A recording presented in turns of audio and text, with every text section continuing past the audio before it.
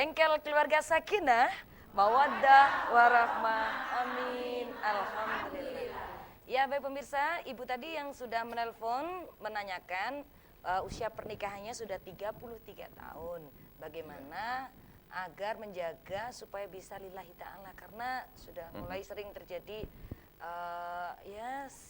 sering berbeda pendapat dan sebagainya. Ustadz? Ya tadi yang saya sampaikan di awal, jadi memang cinta itulah perekat utama di dalam kehidupan berumah tangga. Tapi lalu seiring dengan perjalanan waktu, cinta itu bisa memudar. Karena itu bagaimana supaya tidak memudar cinta itu memang perlu ada pupuk cinta. Beli di mana itu Ustaz? Belinya di bengkel Keluarga Sakinah. Luar biasa. Ada pupuk cinta. Gratis ya Ustaz, jadi nggak beli. Pupuk cinta atau perawatan cinta. Jadi cinta juga perlu perawatan ya, bukan hanya fisik. Cinta juga perlu perawatan. Perawatan cinta yang paling istilahnya itu paling mujarab dan paling mendasar itu adalah akhlak. Akhlak antar suami istri itu sangat mempengaruhi kerekatan cinta itu. Ya, akhlak. Karena itu Rasul sudah mengatakan, fadfar bidzatiddin, pilihlah orang yang beragama. Karena agama mengajarkan untuk bagaimana bergaul sesama manusia, khususnya bergaul dengan istri itu dasarnya adalah akhlak al-karimah.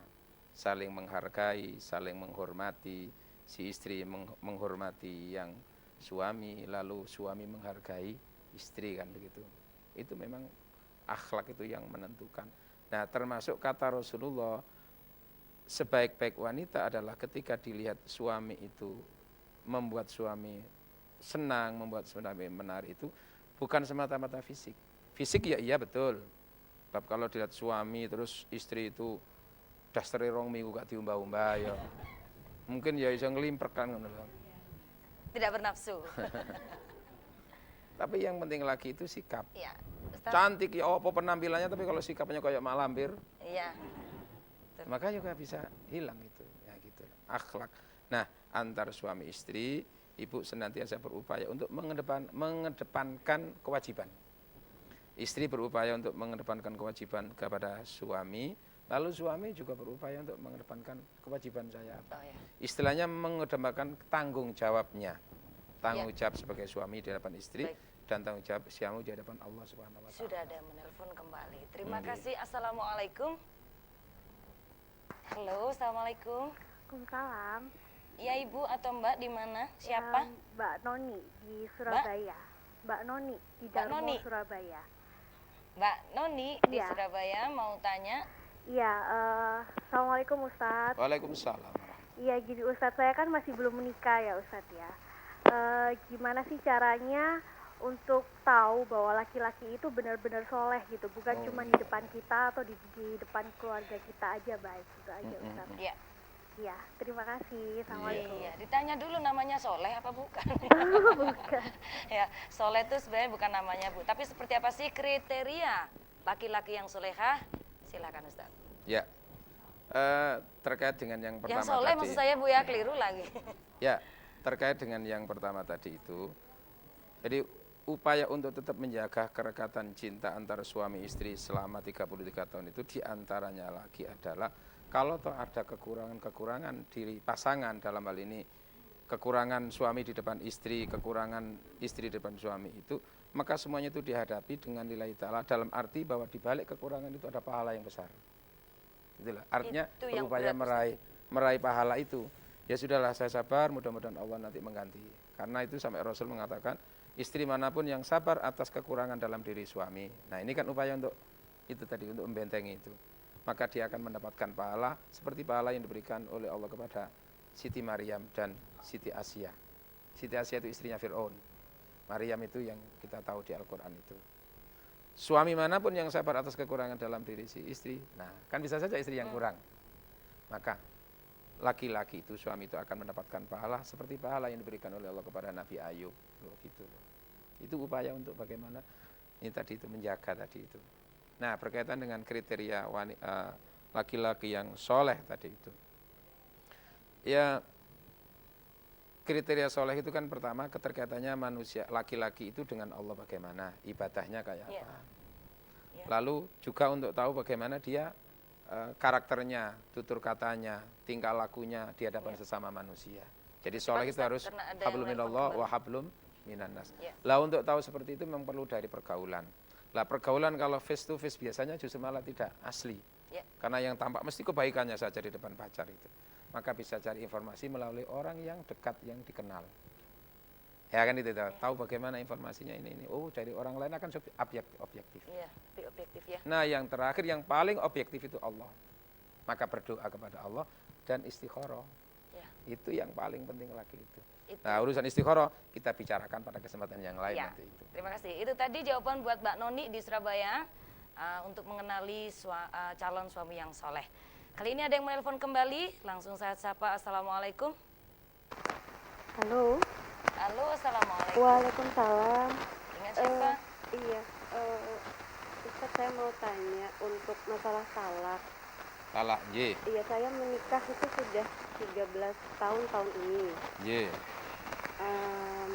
Mungkin karena suami sering mengatakan cerai, saya rujuk itu sampai 2 kali dalam kurun waktu 12 tahun ya.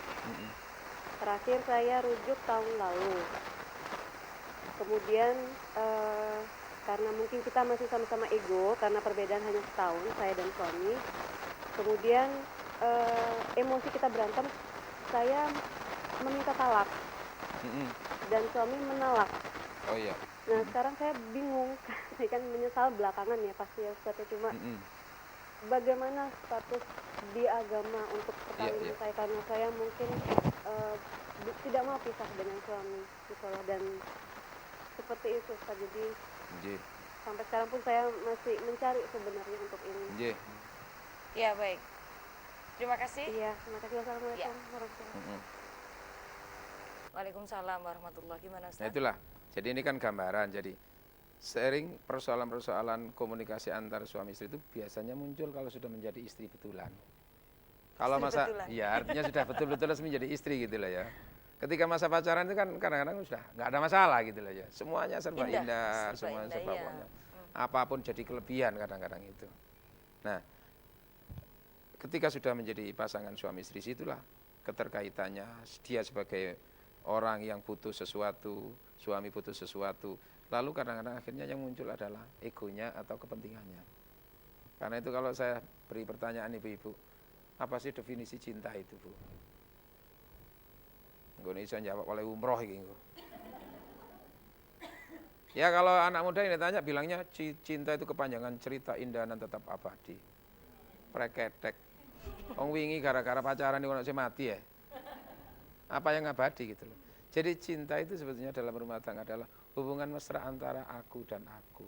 Hubungan mesra antara ego dan ego. Laki-laki punya kepentingan, istri punya kepentingan. Selama kepentingannya nyambung, di situ bisa dielaborasi. Itu di situ cinta akan terbina. Ya, tapi kalau masing-masing itu hanya kepentingannya sendiri, ya repot. Nah, berkaitan dengan tadi itu talak, talak kita jawab karena masalah hukum ini. Jika suami yang mengatakan cerai, maka jatuh. Sungguh atau sambil guyon itu jatuh. Tapi apabila istri yang menuntut cerai selama suami diam, tidak mengiyakan, apalagi juga menolak, maka belum terjadi perceraian. Bahkan seandainya perempuan itu sobek-sobek surat nikahnya namanya begitu. Sobek-sobek. Iya. Sampai sobek betulan itu. Selama si suami diem aja gitu, jarno iku emosi mungkin ngono. Maka tidak terjadi pernikahan, tidak terjadi talak itu. Jadi kalau memang kenyataan seperti itu Bu yang terjadi jenengan nuntut tapi suami diam tidak mengiyakan, belum terjadi perceraian yang ketiga. Ya, langsung kita terima kembali. Wah, banyak sekali yang menelpon Bu ya. Assalamualaikum. Ibu kok ketuman nih gini. Assalamualaikum. Waalaikumsalam warahmatullahi wabarakatuh. Dengan siapa Bapak? Di mana? Dengan Bapak Iwan di Surabaya, Ibu. Iya. Ini saya ingin menanyakan, saya kan profesi saya guru privat. Ini pernah ada salah satu, halo? Iya. Ini kan saya profesi saya guru privat, Ibu. Saya pernah memprivati seseorang. Kemudian beliaunya pernah curhat ke saya bahwa ada sedikit permasalahan, bukan sedikit sih di sini, permasalahan rumah tangga si suami ini dengan istrinya itu. Si suami ini hobinya selingkuh, Ibu. Hobinya ya. Hobi itu ya. Iya, Hobi, hobi. Bahkan ya. si istri ini sering mengingatkan, loh Mas, Pak, kenapa kok Bapak itu melakukan seperti itu, kenapa nggak nikah aja sekalian? Si istrinya ini ridho kalau suaminya mau nikah lagi. Nah, cuman si bapak ini tadi, si suaminya itu bilang kalau memang ini sudah hobi saya. Allah. Nah, cuman ini yang perlu saya tanyakan. Ya, oke. Si ibu ini tetap kepengen bertahan, mempertahankan rumah tangganya. Saya sudah sampaikan, Ibu, kalau dalam Islam insya Allah ada hukum khuluk, Ibu bisa diganggu, bisa diajukan cerai. Cuman si istri ini tadi tetap kepengen bersikukuh untuk rumah tangganya baik lagi. Ya, ya, ya. Ini kebetulan beliaunya lagi nonton, mungkin Ustaz bisa kasih saran. Ya, Gitu ya, aja ya. Ibu, terima kasih banyak. Ya. Ya, Iya, terima iya, kasih. Oke, jadi jawaban saya tentu. Waalaikumsalam warahmatullahi wabarakatuh. Waalaikumsalam ya. Iya, terima kasih Bapak. Waduh, ini ada hobi baru, hobi selingkuh ini. Kalau suruh menikahi semua, kalau selingkuhnya 5 kali, istrinya 5 dong. Ustadz, gimana Iya. ini Ustadz? Sebetulnya kata hobi itu harus berlaku untuk hal-hal yang bersifat mubah gitu loh. Ya. Seperti olahraga, tulis menulis. Tapi kalau sudah nanti mengarah kepada hal-hal yang itu bertentangan dengan hukum yang haram, maka itu janganlah dikatakan hobi gitu loh. Jangan hobi itu. Sebetulnya Cuma itu ya kesenangan penyimpangan ya? itu. Itu penyimpangan itu. Nah, sebetulnya ya ginilah, oke lah. Memang laki-laki itu diberi watak dasar itu adalah poligami, Bu. Pengumuman, Bu. Watak dasar laki-laki itu poligami. Jadi hampir semuanya itu kalau sebetulnya itu istrinya ngedek, Pak sampean kepen Nabi mana ya, Pak? Insya Allah ya gelem, insya Allah. Adilnya itu Ustadz. Cuman sebaliknya, lalu kalau istri tentu watak dasarnya nggak ingin suaminya berpoligami. Itu wanita yang mana gitu loh. Walaupun ada 1, 2, 3. Nah, sebetulnya kalau itu semua dijalani dengan benar, dengan baik, seperti Rasulullah, nah itulah ya, ya enggak apa-apa. Asalkan syarat utama dalam umpamanya menikah lagi, itu syarat utamanya harus bisa adil. Lalu si istri merelakan juga dalam rangka supaya memperoleh ridho suami dan ridho Allah seperti istri-istri Rasulullah. Tapi kalau selingkuhnya itu dalam arti gendaan, apa gendaan itu? Ya kalau selingkuh Ya biasanya hanya ya untuk gendaan itu ya, Bu. senang-senang sesaat lalu tinggal, senang sesaat tinggal. Itu kan berarti penyimpangan itu. Maksiat kan begitu. Tetapi keterkaitannya dengan rumah tangga si ibu tadi itu, ya selama suami tidak pernah mengatakan apapun dengan istri tadi itu, katakanlah tidak pernah cerai atau apa itu, ya sebetulnya selama si istri itu sabar dengan itu semua, ya tidak ada perpecahan, tidak ada talak gitu loh ya. Nah kesabaran ibu terhadap suami yang seperti tadi itu, maka seperti tadi pahalanya besar sekali. Bisa ibu mendapatkan kemuliaan dari Allah, kemuliaan dari Allah dibalik kekurangan ajaran suami tadi itu, kekurangan ajaran.